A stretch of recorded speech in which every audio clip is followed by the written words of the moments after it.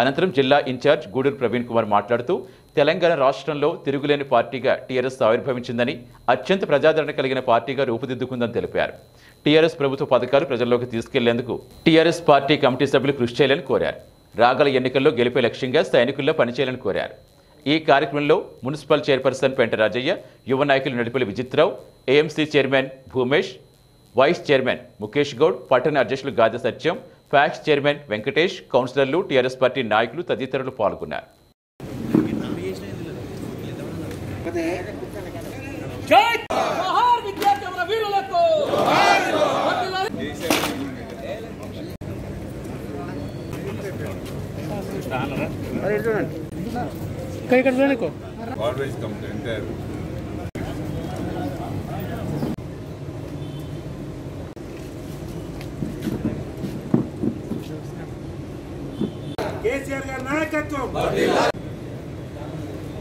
పరిస్థితిలో పగడ్బందీగా మనం తెలంగాణ రాష్ట్ర సమితి సంస్థాగత ఎన్నికల్లో భాగంగా సెప్టెంబర్ 2 రోజున జెండా పండుగ నిర్వహించుకొని మంచిర్యాల నియోజకవర్గంలోని 66 గ్రామాలకు 77 మున్సిపల్ వార్డులకు అద్భుతంగా ఏకగ్రీవంగా ప్రజాస్వామ్యబద్ధంగా ఎన్నికలు పూర్తి చేసుకొని ఈనాడు ఈ పత్రికా విలేకరుల సమావేశం ఏర్పాటు చేసి ఉన్నటువంటి పెద్దలు స్థానిక శాసనసభ్యులు దివాకర్రావు గారికి, మున్సిపల్ చైర్మన్ గారికి, కౌన్సిలర్లకు, వివిధ హోదాల్లో ఉన్నటువంటి నిజంగా టీఆర్ఎస్ పార్టీ 2001లో పిడికెడంత మందితో ఏర్పడి ఈనాడు సభ్యత్వ సేకరణలో 61 లక్షల మంది సభ్యత్వాలు సేకరణ చేయడం జరిగింది. అది కూడా గతంలో ఏ పార్టీలో ఇళ్లలో కూర్చుండి ఎవరింట్లో కూర్చుని రాసినట్టుగా కాకుండా ఫోటోలతో యుక్తంగా, ఆధార్ కార్డు యుక్తంగా వారి సేకరణ చేయడం జరిగింది.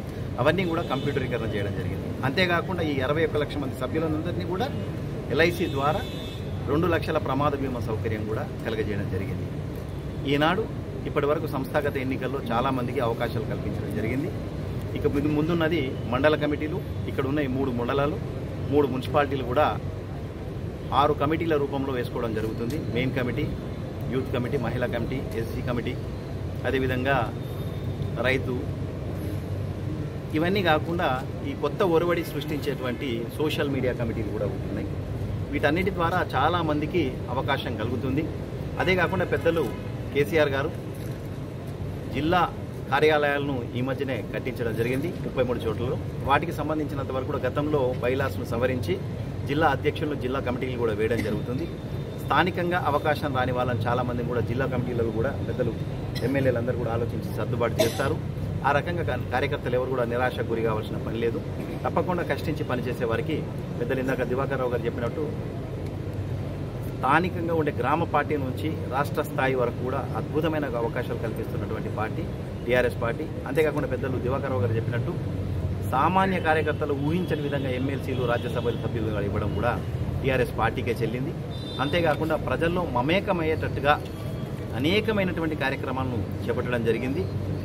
చెప్పుకుంటూ పోతే అన్నీ తెలిసినే ఉన్నాయి. ఈ మధ్య కాలంలో దళిత బంధు అనేది కూడా మీరు గమనించే ఉంటారు. 10 లక్షల రూపాయలు వారి ఖాతాల్లో వేసి దళితులకు కూడా ఆత్మగౌరవంగా బతికే ఒక అద్భుతమైన కార్యక్రమం దళిత బంధు. ఇవి పైలట్ ప్రాజెక్టుగా హుజూరాబాద్లో ప్రారంభించబడ్డప్పటికీ అంచెలంచెలుగా రాష్ట్రంలోని 119 నియోజకవర్గాల్లో కూడా చేయడం జరుగుతుంది. అంతేకాకుండా ప్రతి కులానికి కూడా వారికి వృత్తిపరంగా అభివృద్ధి చెందేందుకు కూడా వారి సహాయ సహకారాలు అందిస్తున్నటువంటి పార్టీ టీఆర్ఎస్ పార్టీ. తప్పకుండా ఈ ప్రాంతంలో ఏ ఎన్నికలు వచ్చినా కానీ ఇంత అజేయంగా బలీయంగా ఉన్నటువంటి పార్టీ. తప్పకుండా కార్యకర్తలందరూ కూడా ఈ కొత్త ఒరవడి ఈ మధ్య అరగుండు, ఇంకో గుండు ఇలాంటి వాళ్ళు పాదయాత్రలు చేస్తూ పార్టీ మీద విమర్శలు చేస్తున్నారు. ఒక్కసారి వారికి అంతరాత్మ అంటూ ఉంటే గ్రామీణ ప్రాంతాల్లో కానీ పట్టణ ప్రాంతాల్లో కానీ అభివృద్ధి ఏం జరిగింది? గడిచిన 7 సంవత్సరాలుగా టీఆర్ఎస్ పార్టీ వచ్చిన తర్వాత గ్రామీణ ప్రాంతంలో సీసీ రోడ్లు కానీ, డ్రైనేజీలు కానీ, వైకుంఠ ధామాలు కానీ, నర్సరీలు కానీ, పచ్చదనం పెంచడం కానీ ఒకసారి గమనించి కళ్ళు ఉన్నట్టయితే అక్కడ లోపాలు ఉన్న వాటిని ఎత్తి చూపిస్తే తప్పకుండా సరి చేసుకోవడానికి టీఆర్ఎస్ పార్టీ కానీ ప్రభుత్వం కానీ కంకణబద్దులై ఉంది. కానీ అడ్డగోలు విమర్శలు చేస్తే మేము కూడా ఊపుకునే పరిస్థితి దాటిపోయింది. వారికి కూడా మా కార్యకర్తలు తప్పకుండా బలంగా జవాబు చెప్తారని నేను ఆశిస్తున్నాను. ఈ రానున్న రోజుల్లో కూడా ఈ 6 మండల కమిటీలను కూడా ఏకగ్రీవంగా చేసుకుంటామని ఆశాభావాన్ని వ్యక్తం చేస్తూ నాకు ఈ అవకాశం ఇచ్చిన పెద్దలు దివాకర్ రావు గారికి, మంచిర్యాల కార్యకర్తలందరికీ కూడా పేరు పేరున హృదయపూర్వక నమస్కారాలు. గౌరవ ముఖ్యమంత్రి గారు దాదాపు 20 సంవత్సరాలు పూర్తి చేసిన సందర్భంలో ఢిల్లీలో కూడా తెలంగాణ భవన్ ఉండాలని కార్యక్రమం పెట్టి దక్షిణాది రాష్ట్రాల్లో ఢిల్లీలో భవన్ లేని సందర్భంలో అది తెలంగాణ రాష్ట్రానికే గర్వకారణంగా అక్కడ తెలంగాణ భవన్కు భూమి పూజ చేసే సందర్భంలో తెలంగాణలో అన్ని ప్రాంతాలలో, అన్ని వాడల్లో, అన్ని గ్రామ పంచాయతీల్లో జెండా పండుగ మరి ఏదైతే పార్టీ ఆదేశానుసారం 142 ప్రాంతాలలో అది కౌన్సిల్ కావచ్చు, అదేవిధంగా గ్రామ పంచాయతీ పరిధిలో బ్రహ్మాండంగా జెండా పండుగ కార్యక్రమం ఘనంగా మనం చేసుకున్నాం. అది ఆ రకంగా మరి ప్రతి ఒక్కరు కూడా అంటే స్థానికంగా ఉన్న సర్పంచులుగా బాధ్యతగా అక్కడ ఉన్న గ్రామ కమిటీ అధ్యక్షులు, మున్సిపల్ పరిధిలో కౌన్సిలర్స్ అనుకోండి, ఆ పార్టీ అక్కడ అధ్యక్షులు అనుకోండి, అదేవిధంగా మున్సిపాలిటీల పరంగా పార్టీ అధ్యక్షులు, మండల పరంగా పార్టీ అధ్యక్షులు ప్రత్యేకంగా శ్రద్ధ చూపెట్టి 100% ఆ జెండా పండుగ బ్రహ్మాండంగా చేసుకోగలిగాం. అదే రోజు మరి కమిటీలు కూడా ఏదైతే వార్డ్ కమిటీలు, విలేజ్ కమిటీలు కూడా బ్రహ్మాండంగా 76 మున్సిపాలిటీ పరంగా, 66 మండల పరంగా చాలా పగడ్బందీగా, ఉత్సాహంగా పెద్ద ఎత్తున కూడా ఆ వార్డ్ కమిటీకి మరి పెద్ద ఎత్తున రావడం జరిగింది. సాధారణంగా కమిటీ, వార్డ్ కమిటీ అనుకోండి, యూత్ కమిటీ అనుకోండి, మహిళా కమిటీ అనుకోండి, అదే కాకుండా కొన్ని జాగాల్లో మైనార్టీ కమిటీ కూడా ఎక్కడైతే మైనార్టీ ఎక్కడ కూడా మైనార్టీ కమిటీ కూడా 3 కమిటీలు అన్ని ప్రాంతాలు వేయడం జరిగింది. ఒకటేమో ఏది కమిటీ, యూత్ కమిటీ, అదేవిధంగా మహిళా కమిటీ. అక్కడక్కడ జనాభా పెద్ద ఎత్తున్న మైనార్టీ కూడా మరి కమిటీ కూడా వేయడం జరిగింది.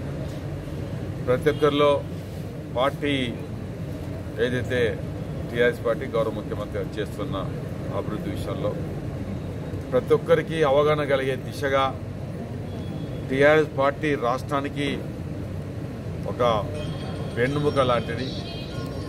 టీఆర్ఎస్ పార్టీ తెలంగాణ రాష్ట్రానికి ఒక దిక్సూచి అనే దిశగా దాదాపు ఈ 142 ప్రాంతాలలో అవరేజ్గా మనం లెక్కేస్తే కనీసం ఎక్కడ 100 మంది తక్కువ లేకుండా ఒక 200-300 మందితో కూడా మరి కమిటీలు వేసింది.